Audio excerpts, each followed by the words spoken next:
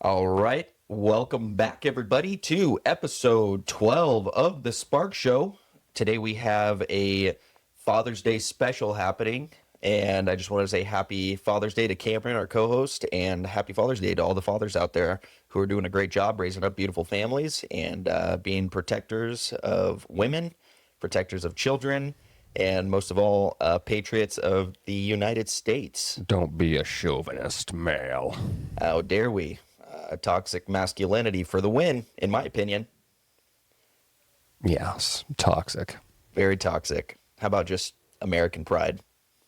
That's even more toxic. You can't be proud of America. Come on, we're evil. How would we ever fight back against this toxic masculinity? Become male feminists. Yeah, well, feminism has completely destroyed the nuclear family. No, it hasn't. It has empowered females all around the world. This narrator we have on the show today is quite extraordinary. You may find he's similar to a Jim Carrey. Maybe a little bit of a Grinch. You got to save it for our December episodes. I wish I could do his faces. Anyhow, so for today, it's Father's Day, but we can't help ourselves but find all these ridiculous news articles popping up about some of the outrageous news we're seeing in the news cycle, which I think one of the ones domestically going on right now, because we're a little bit low on news cycles right now, is the reflecting pool has been... It's a dirty swamp. It's full of algae. It's a big swamp It's full out of of algae. control. Trump promised no algae. There's too much algae. Obama did it better. And it seems to be failing according to the mainstream media. Yes, it's delaminating. Trump's pool guys didn't do a thorough job on their $14.5 million renovation. I know, it's ridiculous. It's too much money and it's also too cheap. But I also wonder what happens when every major news outlet stops by the pool and takes a pool sample for their own filming and sampling, and to go to the local pool store just to find out that this is naturally occurring in pool water. Okay, but wasn't it CNN that discovered that through their independent testing, there's an inordinate amount of phosphorus fertilizer in it? Indeed. Interesting. No accusations, no conspiracy theories. But what's it to say that someone dumped a bunch of fertilizer in there? Who knows?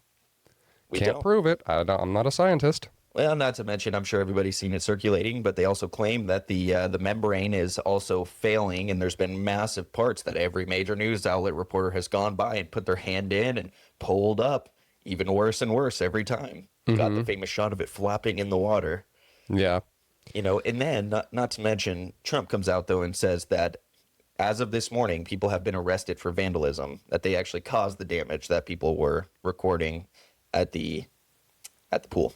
Honestly, that's just Trump stepping on a rake and just slamming himself in the face. Like, dude, who cares? Just let the libs freak out over... I mean, it's such a non-issue. It's like, okay, I mean, you could concede that, okay, maybe we rushed it a little bit too far. Maybe the contractors didn't do enough of, because you got to grind the concrete in order to get a good, adhesion. Right. And so maybe they screwed up on that. There's also the issue that how old is the reflecting pool? So that concrete, how old is that concrete? And because, the age of the concrete can cause issues with adhesion. And then it's literally built, like Washington, D.C. is literally a swamp that they built Washington, D.C. on. So you have the ground table water that can also screw up the adhesion because it's called hydrostatic pressure. So it's like, I mean, there's so many, it's like, how is this an issue? You know what I mean?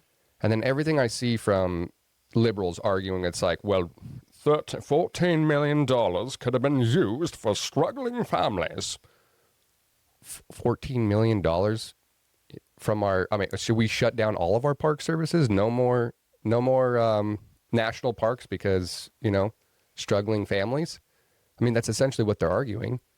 And I mean, look how shitty the monuments were treated in past administrations, including, Republican administrations, where that's not a priority. However, who uses the monument? It drives tourism, so it drives, economic output, so it helps everyone. So it's like, It's ridiculous.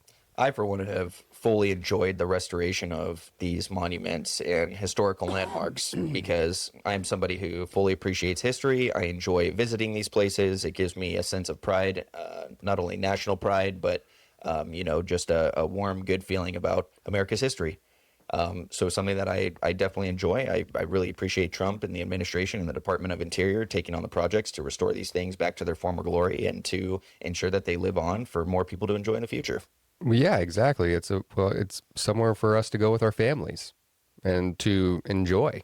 I'm like, after just seeing the positive press coverage that was coming out of how clean Washington D.C. is looking, how beautiful the fountains and the monument. I'm learning about all these obscure fountains that I didn't even know existed before. And it's like, oh, wow. So you can actually go there and enjoy the city where before it was completely neglected. I mean, it was just overgrown, weeds everywhere. No one cared. Homeless people on the streets, occupying all these areas. And it's like, who's going to bring their family to there, It's like no one. So at the end of the day, yes, investing in your, monuments is part of the infrastructure to drive economic output. So it's like, of course we spend money on that. You spend a little money and you make more money. That's the way business works. Yeah, it's crazy. Just seeing how, Malcolm X Park has been renovated. The fountains are flowing there. People are saying they haven't seen it like that since the 90s. It's really enjoyable. I mean, just the waterways flowing again gives people a sense of, calmness and peace and tranquility. People experiencing a little bit of a different euphoric experience as they even just go to the parks now, where it used to be kind of like this homeless, kind of sketchy hangout area. It's amazing what just a little bit of restoration and investment into your local community can do to sort of restore morality to the community.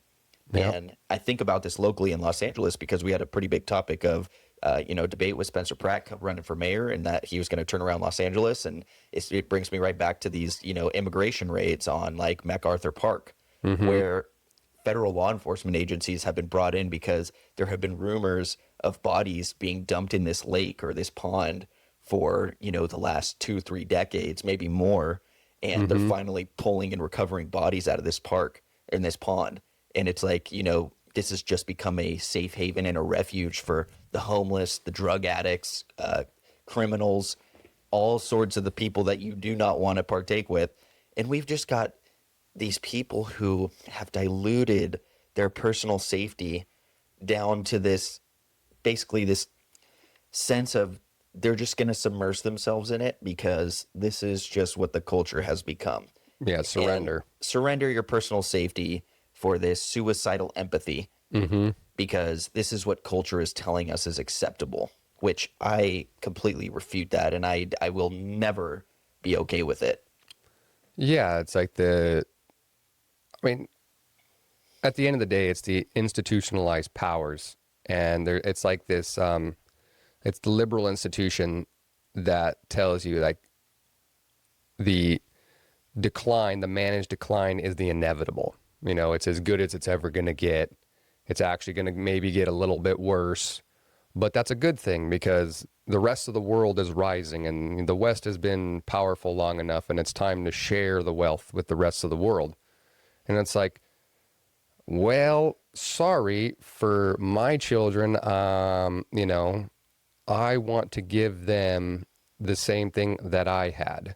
The whole reason why my wife came to America is because of the promise of America, where she could find who she wanted to be, and have her own individual liberty. But what do we have?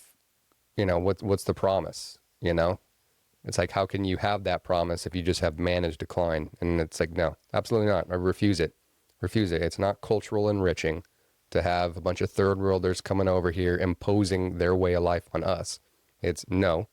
Either you come here when invited, and then you, what's the term? Integrate into our society, or you get out. Right. That's it. Integrate, assimilate, the things that we would expect as citizens for immigrants that are going to lawfully immigrate here, right? And one thing I just want to point out as a modern day parent is that you can tell that our personal safety has become low on the priority list to our government, because things are not the same as they were in the 90s when we were raised by our parents. Our parents could cut us loose.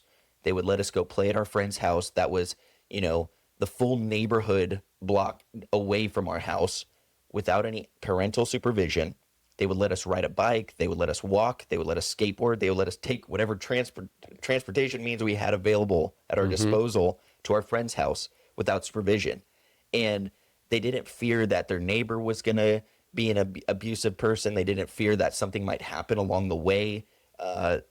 We had a sense of safety and security that no longer exists today. Parents today, I for one, don't let my children go wandering out of my eyesight. The rule of thumb today is that you never let your kids out of an arm sweep length of you, because that's how quick it can happen. Your kids can disappear in public like that.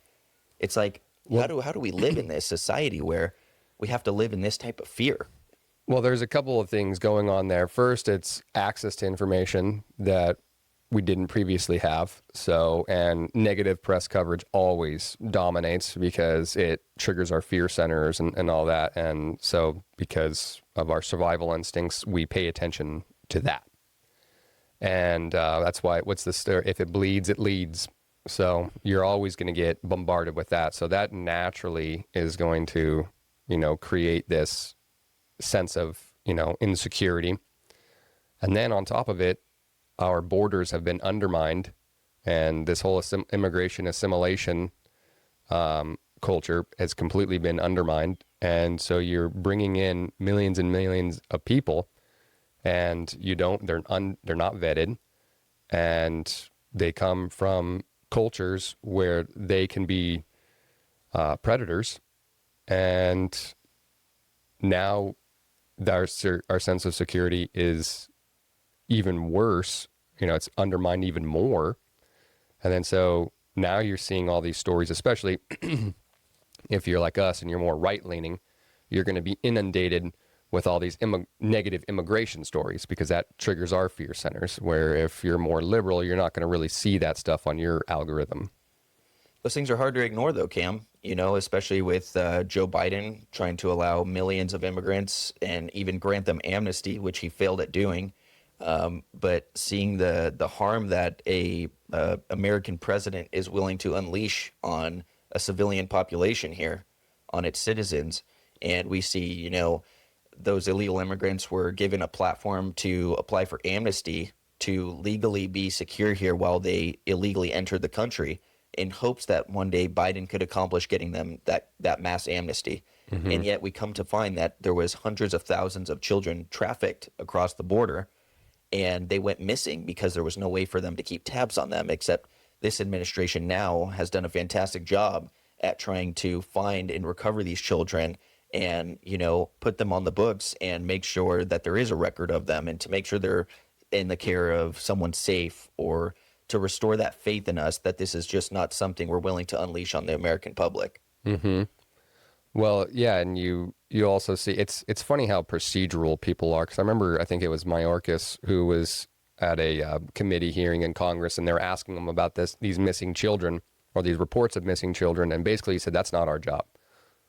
Our job is just basically intake, record, and then now you're in the interior, you're on your own. We don't keep tabs. We don't have the apparatus to keep tabs. And it's like, well, shouldn't you build something or request funds from Congress to build that? It's like, I don't know. It's sort of this attitude of not my job, hands off. No, not my problem. And it's just like all the negative unintended consequences that can follow from that. And then obviously that's just going to be turned up the volume to 11, in terms of hyperbolic, partisanship.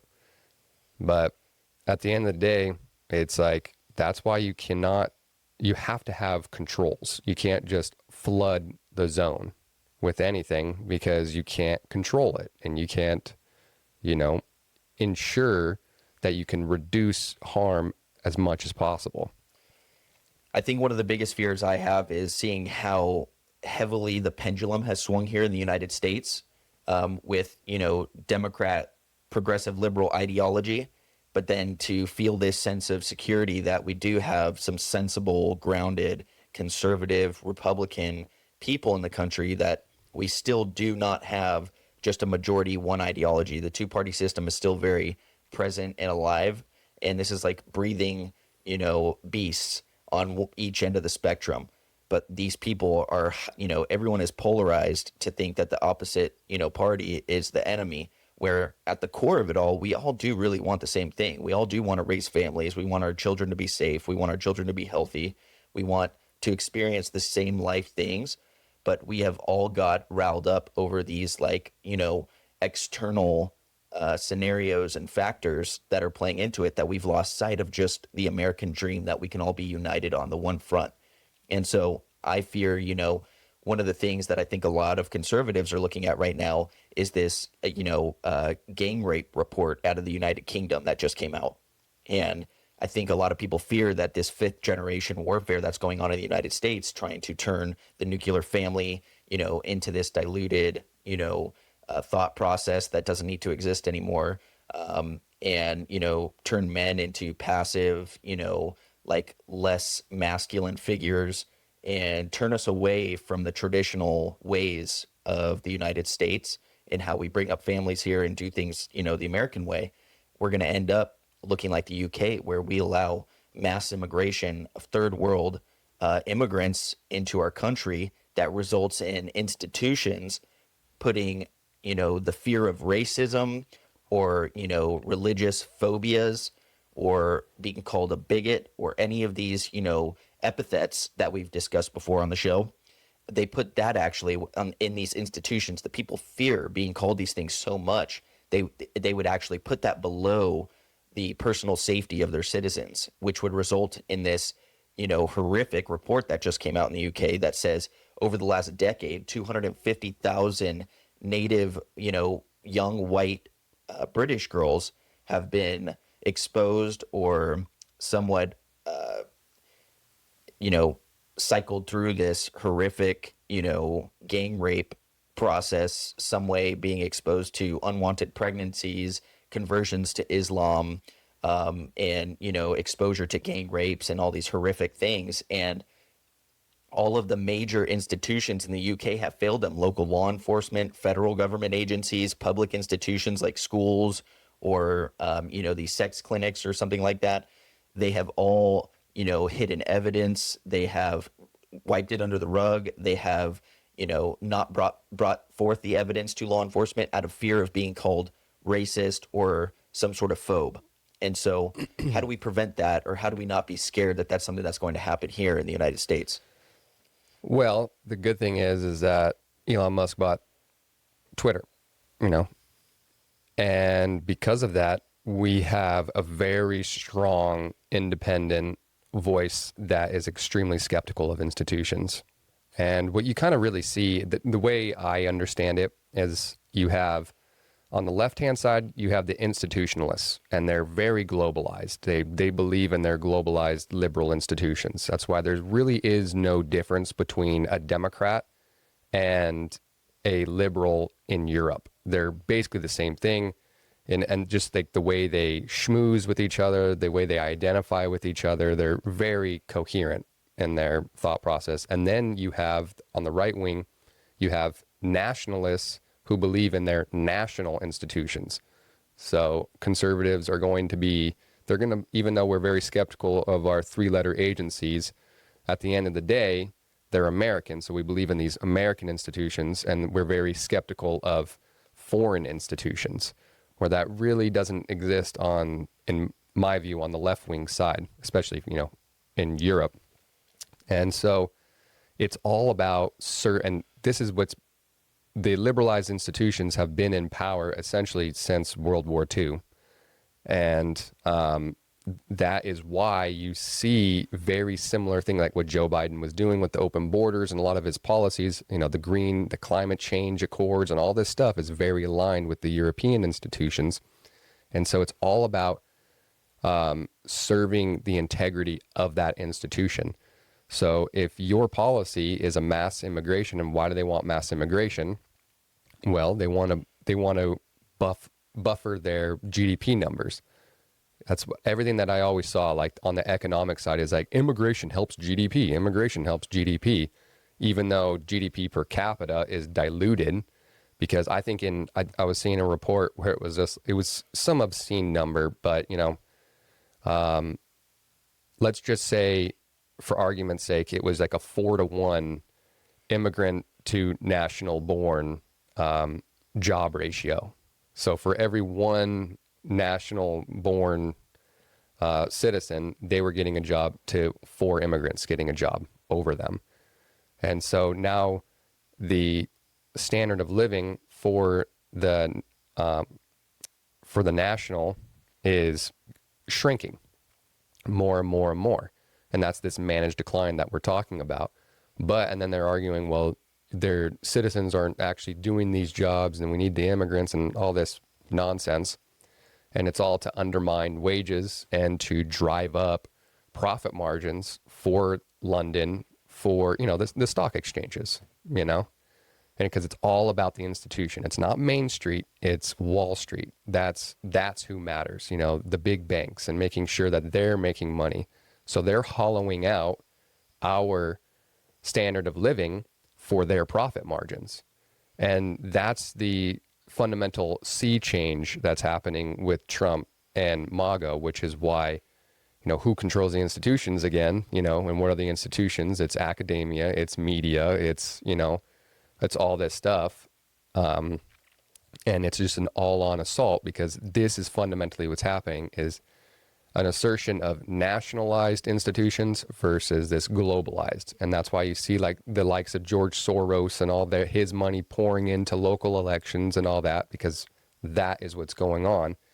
So when it comes to the institutions failed them, no, they didn't. The institutions did exactly what they were designed to do, which was to bury all of this because it undermines their objectives. It's interesting that you brought up George Soros and you brought up Elon Musk and what you were just talking about, because Elon Musk has been a big proponent of freedom of speech by purchasing Twitter, turning it to X, and also fighting these forces that have caused the chaos in the United States. And one of the things Elon Musk actually just said yesterday was that he's actually going to be taking on George Soros and let him know that he's going to show him what it means to suffer. Yeah, no, okay, so look at it. This is a perfect example of two competing ideologies. On the one hand, you have a George Soros. On the other hand, you have an Elon Musk. For the leftists, it's like, oh, they're just evil billionaires. Well, now we got a trillionaire. Well, what is it? What is fundamentally different between the two? George Soros made his money by literally causing human suffering. Chaos. So everything that the left says evil billionaires are, he is.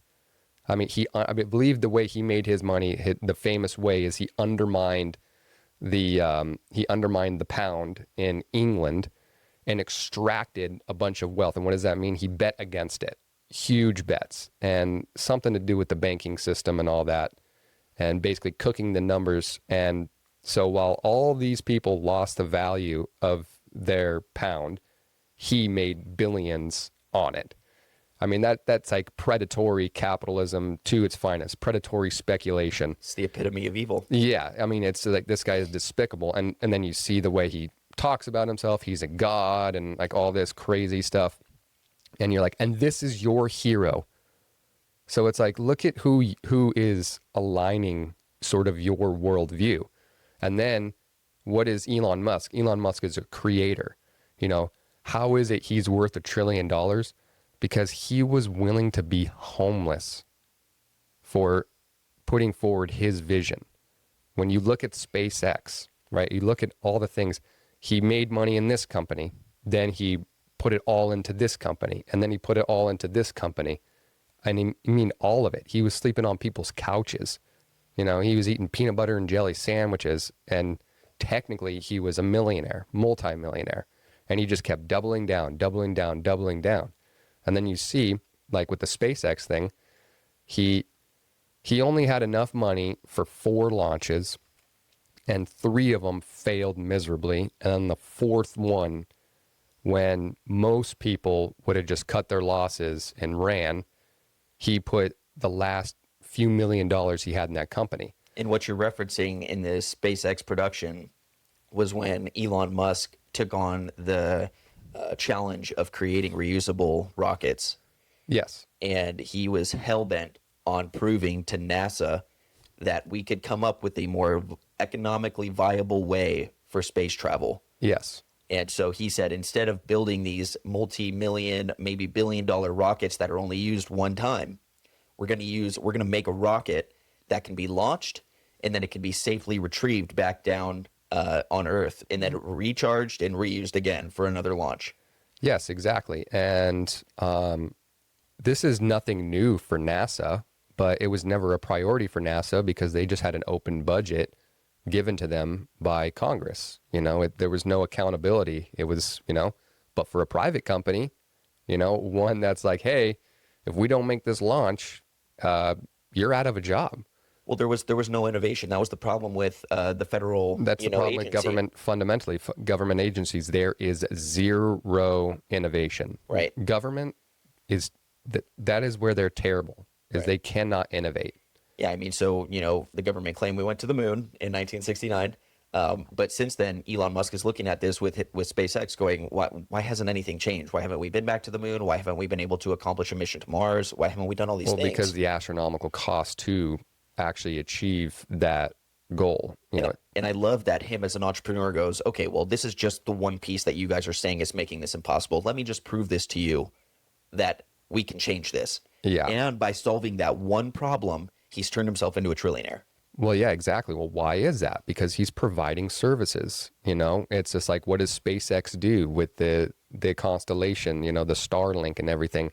I mean, one of the reasons why Ukraine was actually able to hold back the Russians is because Elon Musk donated terminals so that they could actually communicate, because the internet was shut down by the Russians. Well, guess what? If they weren't able to communicate and receive, and all that, the Russians would have stomped them. But because of his generosity, so anyways, we're getting off on a tangent here. The point is that he created his wealth from innovation, from creating products. He looked at the marketplace. Hey, we need this, and through his balls of steel of investing, because at the end of the day, it was his money that he put on the table and going, I'm willing to lose all of this in order to achieve this vision. And then, yes, other people helped him, and he hired all the talent, and now his companies are extremely successful because of it. Elon Musk is an extraordinary man. He seems to be willing to go up against every challenge there is imaginable in building companies and acquiring companies. I mean, you just look at the X acquisition or the Twitter acquisition, and you see the slander and the smearing that campaigns that were going on against him, saying that, Twitter wasn't, evaluated or valuated at the right amount. I think, what did he buy it for? Like 22 billion or something like that? No, what was it? It was 420. 420, like $69 a share or something like that. 420 he memed million it. or billion. I think it was 42 billion, 42 billion. If I remember correctly. Yeah, and so he essentially had to pull, equity or whatever it was from all over the place in order to make that acquisition happen. But it was literally at this point in time where, it was like live or die. Like, our republic was going to fucking fail, or he was going to do this and expose the backdoor madness that was going on from COVID. I mean, the guy was hell-bent on exposing the truth. That was the only reason he acquired it. And then not to mention he wanted to, be a purveyor of free speech, which, owning a social media platform that was censoring all of the conservative, thought process back at COVID and beyond. Honestly, I think he kind of memed his way into it, where he was like, I'm going to buy this. And then, if I remember correctly, he was trying to back out at some point, and then Twitter sued him to force the acquisition to continue, if I'm remembering correctly. And he had to go and find a bunch of institutional investors. I think the Saudis invested. But yeah, they all said that it was going to collapse and, it wasn't going to be worth anything. And, and now look at it, I think he integrated with the Grok AI and everything. I mean, the guy is just, he is an elite operator. So you have an elite operator that is hell bent on building. And then you have on the left-hand side an elite operator that is hell bent on systematic destruction so that they can rebuild from the ashes their worldview. Yeah, so there was, he helped Trump secure his most recent, White House run. Mm-hmm. He secured. It's probably going to help in the midterms too. He helped secure, free speech through acquiring Twitter, now X, and preserving, conservative speech and free speech for everybody. Allowing a platform where you weren't just going to be censored out and quieted just because you have one, thinking process. And we actually talked about it on one of our previous episodes where we asked for Elon Musk's help to come up with some sort of electoral machine to help us fight back the machine here in California. Yeah, the ballot harvesting. Yeah, so it would apparatus. If there's a man that could be up for the challenge, it would be Elon Musk. So Elon, if you're happen to be watching, we'll tag you in this episode, and we'll see if we can't get you to come to the table in our small studio here. Maybe add you a chair to our podcast here. Right. You might be swinging a little too high for that one. Our meeting with Elon might be postponed. Yeah, exactly. But you know what? Just getting back to the main point here, though, if there's anybody that's going to take on George Soros, I think Elon Musk is the right man for the job. Well, he's the right money for the job, too. Let me tell you. Sorry there, Georgie Poo. This guy's got way more than you. Yep. Well, the one thing that I think George Soros has and is probably passing on to his son, who I know is a close operator in tow with, who's Amazon. Jeff Bezos? Jeff Bezos. I think they kind of operate closely to one another, is George Soros' son. I can't recall his name at the moment, but, I kind of question that relationship a little bit, and I worry that some of the warfare tactics that George has put on are definitely being passed down generationally. So if there's going to be someone to step in like Elon, they should come in and disrupt that immediately. Yeah, you're never getting rid of this, right? These ideologies are going to outlast us. There's no utopia. You're always going to have, the victimhood mindset, or you're going to have the God complex. You're not getting rid of it. It's the way it goes. And it's just this pendulum that swings back and forth generation after generation. You go more right wing, you go more left wing, and that's just what it's going to be. But that's why you have to always stand ever vigilant. That's the whole point. And it's to be educated, on the nuances and to teach people how to think, how to critically analyze things, and to not just accept outsourced beliefs because you agree with it, offhand. It's just like you have to question everything, especially those who you trust, because if humanity's taught you anything, is you can't trust anybody. So if you're being force-fed something and you're just gobbling it up thinking it's, the gospel's truth, chances are you're being manipulated. Absolutely.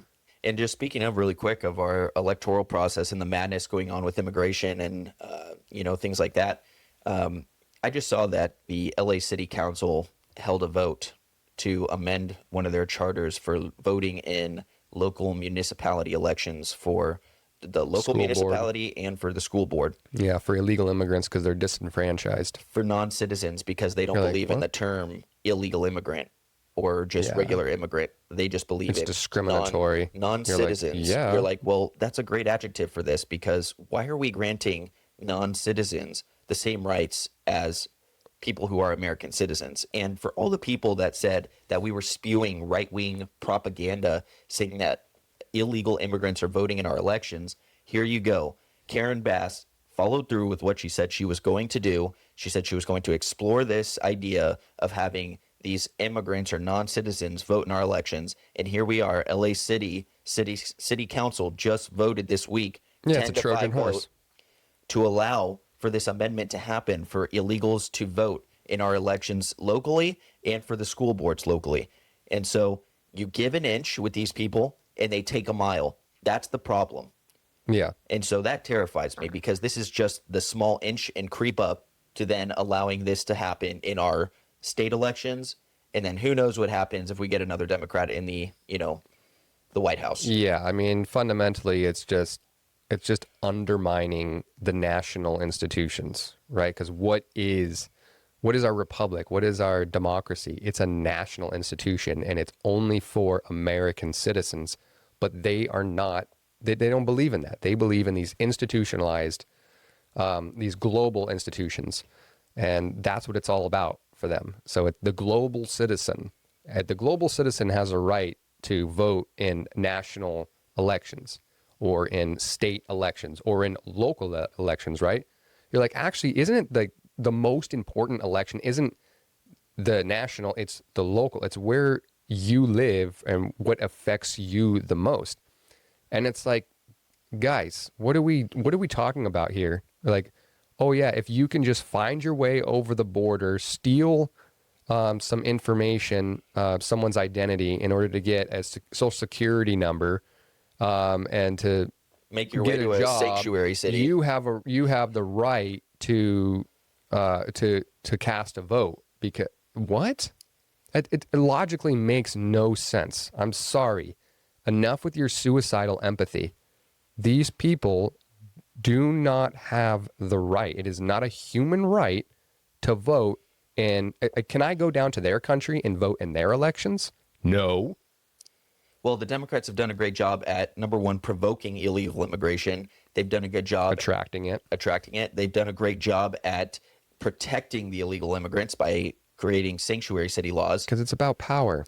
And they will prevent the federal law enforcement or do their best to protect these immigrants from any immigration raids or being deported from the United States. Got to keep the census high because that is how Democrats keep their power. It's because their policies suck.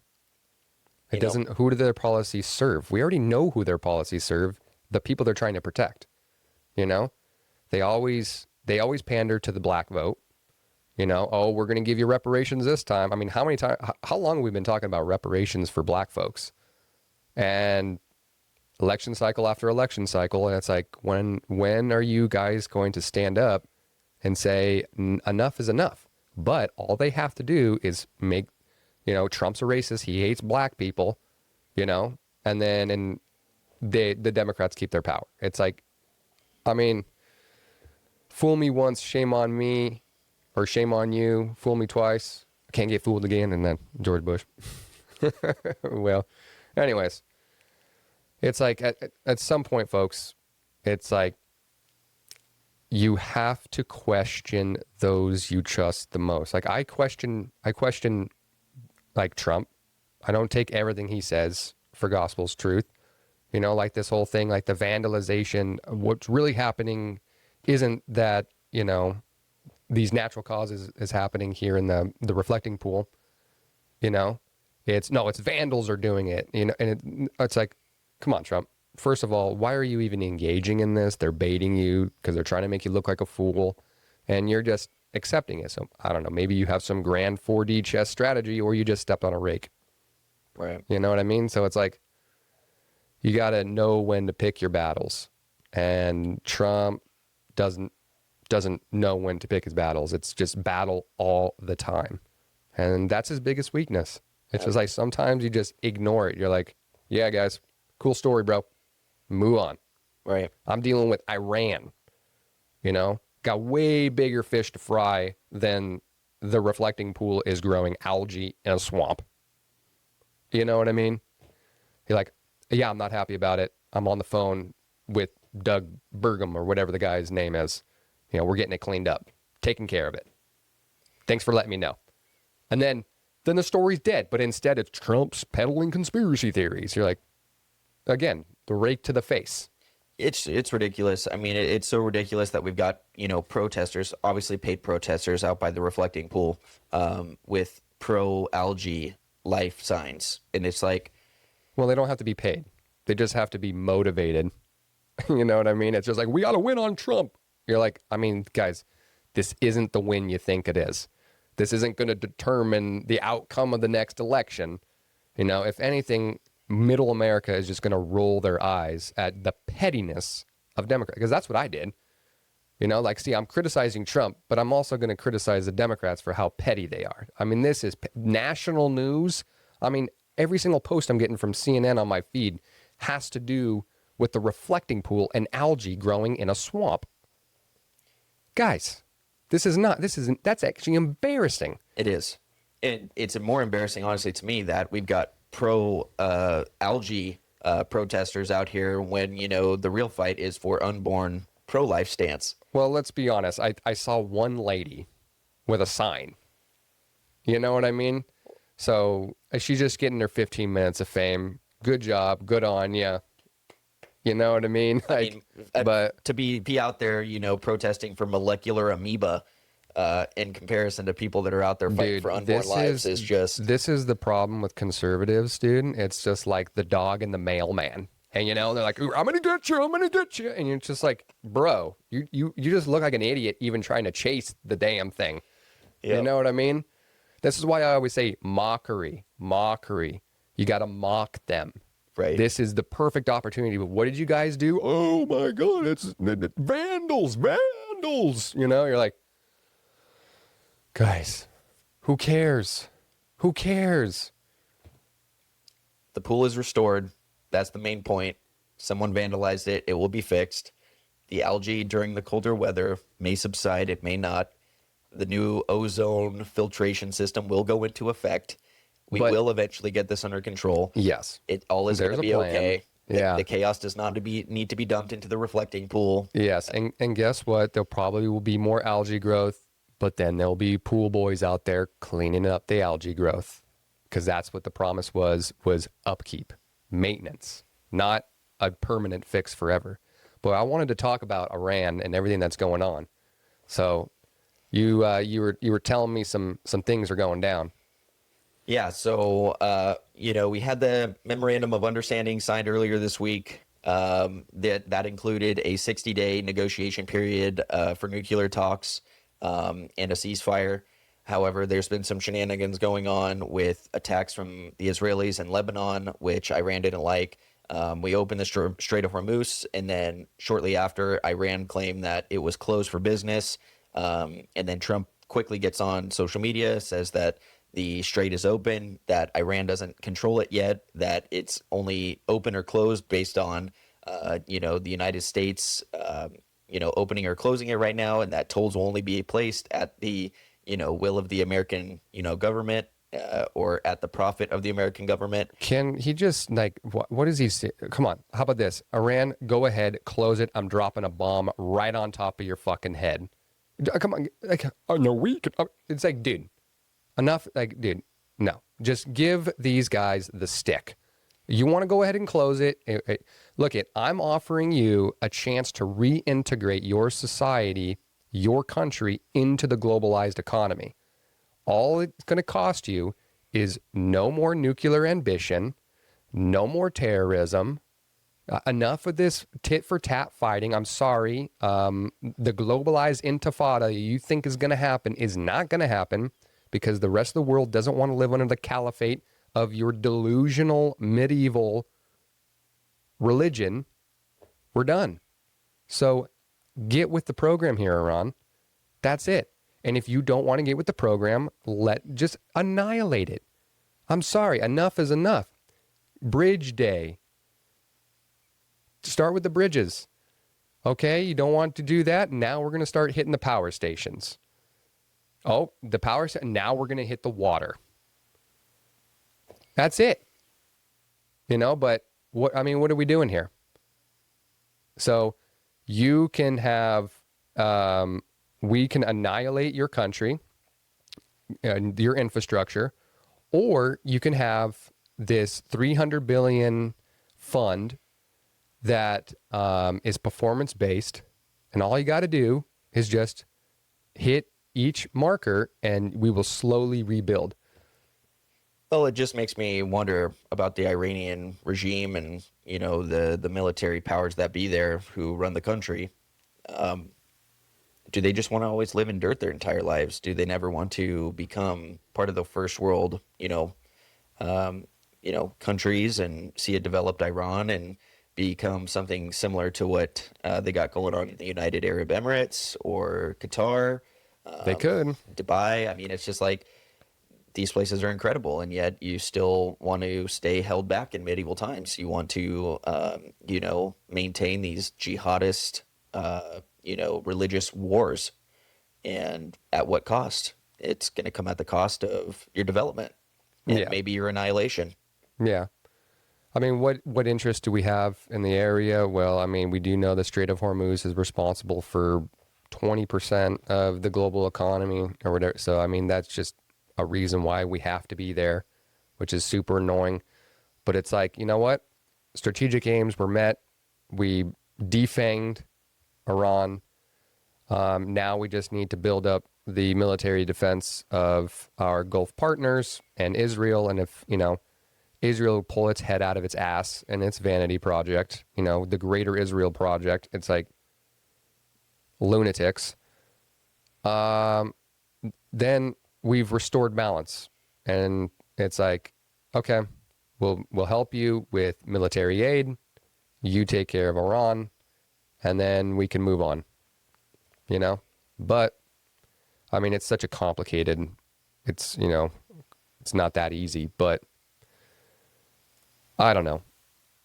And then the problem is like you just don't know what's going on with Iran too. Is this just a headline, to attack Trump? You know what I mean? It's like, who knows what's going on? Who knows what the actual truth is? Who's controlling the Twitter handle over at Iran? You know what I mean?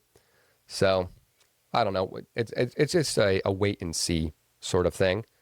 But I have faith in the plan. I think it's a great plan. I think absolutely, these people that are complaining about the 300 billion and Obama gave $1 billion. It's like, you know what?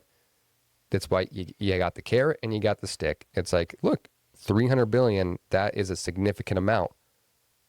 Let's reintegrate, let's rebuild, let's actually build the Persian people, and unleash their intellect. Or you guys can, be focused on world domination and annihilation. Well, the Iranian people and Muslims in general are eventually going to have to make a choice at some point in time in history to leave behind Sharia law and to practice more of a modern form of Islam if they want it to ever prevail and exist in a world of peace. Because this extremist, violent, religious warfare will not prevail in a modern world. It is just going to continue to cause chaos. It's going to continue to cause death. And eventually we're just not going to have it anymore. It's going to lead to their ultimate destruction. So, in my opinion, that's going to be the ultimate driver as to whether Iran is going to eventually survive or they're going to thrive. Yeah, I mean, well, Sharia law is just Islamic law, but it's the implementation of Islamic law that's always by force, and that's the biggest problem with it. So let me ask you real quick, because you have pretty close ties to the Islamic faith with your wife and stuff like that. So does your wife practice Sharia law? Oh, no, absolutely not. Right. So what is her form of Islam? Well, I mean, the brutal truth is most Muslims are like most Christians. They don't really read the Quran. They don't really, they do what they're told to do.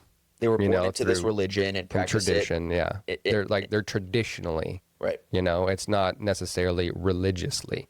And that's what I see a lot of, when I was reading the Quran and I was asking fellow Muslims about the Quran, most common answer was, I've never read the Quran. And you're like, it's your religious book, dude. Like, what? But guess what? I've come across that with Christians as well. It's just people outsource their beliefs all the time because you got to do a lot of footwork. It takes time to sit down and to read and to faithfully examine something and to work through the logical fallacies that could be in play. questioning everything. This takes time. It's a time investment that people aren't willing to do. And it's like, you know what? My family was that's my tradition. I'm sticking with it, and you just outsource your beliefs and you don't even know what you believe. You think you do, but you don't. Absolutely. And I think that's a good note to wrap up on. And I think that we want to know more from our listeners and our followers. What do you think is going to be the end result with Iran? How are we feeling about the fifth generational warfare that's going on here in the United States? How will it fare for Great Britain and the UK? Will we see more of a conservative movement happen in the UK and take back their country, or will we see more of the same? Fifth generational warfare, 5D chess. I hate these terms. I'm sorry, buddy. You don't like them. What does fifth generational? Okay, you mean information war? Essentially, it's more of like, ideologies, Yes. ideological warfare. Yes, I know exactly what you're saying, but anyways, Joe Biden moment. Oh, we love you, Joe, and we're Dude, I glad want to go that- have some ice cream with that fool. Absolutely. We'll definitely He take looks up like a he date. enjoys his ice cream. Take up a date with Joe Biden and a scoop of ice cream. I won't be bringing my children, though. I'm the only one that's allowed to sniff their heads. So, Enjoy your day the way Joe Biden enjoys his ice cream. absolutely. And you know what, Joe? Happy Father's Day. Happy Father's Day to Absolutely. President Trump. Happy Father. And Obama, Clinton, Everybody. Yep. Bush, Cheney, the devil. Anyhow, we'll... Most importantly, to God the Father. Happy Father's Day. Yes, to the God Almighty. Happy Father's Day. And we'll catch everybody next episode of The Spark Show. We appreciate you all staying in touch and tuning in. And this will be leading us into episode 13 next week. So we hope you all stay tuned. We'll have some more on our current events, politics, religious topics, and all the good stuff. Until next week. Can't wait. Thank you, everybody.